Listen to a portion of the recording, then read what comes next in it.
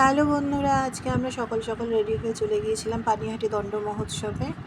এই দণ্ড মহোৎসবটি সোদপুর পানিহাটিতে অনুষ্ঠিত হয়। এবছর ছিল 509তম দণ্ড মহোৎসব। কথিত আছে নিত্যানন্দ প্রভু রঘুনাথ পণ্ডিতকে দণ্ড দিয়েছিলেন শ্রী শ্রী নিত্যানন্দ গৌরাঙ্গ মহাপ্রভু ভক্তদের চিরাদধি ভোজন করাতে হবে, এবং রঘুনাথ পণ্ডিত তা হাসি মুখে মাথায় পেতে নিয়েছিলেন এবং চৈতন্য মহাপ্রভুর হাত থেকে চিরাদধি প্রসাদ গ্রহণ করেছিলেন। আপনার আরেক কাহিনী অনুসারে শোনা যায়, শ্রী শ্রী চৈতন্য মহাপ্রভু পুরীধামে জগন্নাথ দেবকে দর্শন করতে যাওয়ার সময় রঘুনাথ পণ্ডিতের বাড়িতে এসে এই পানিহাটি মৎস্যতলা ঘাটেই চিরাদধি ভোজন করেছিলেন। চিরাদধি ভোজন করেছিলেন বলে এই মেলা চিরেন মেলা নামেও পরিচিত। তারপর দুপুরবেলায় আমরা এসে একটু রেস্ট নিয়ে নিলাম। আর এখানে দেখো আমাদের মিষ্টি কতগুলো বাচ্চা দিয়েছে। বিকালবেলায় করে নিয়েছিলাম টিফিনে দই বড়া, আর রাত্রে ডিনারে মা করেছিল তড়কা, রুটি।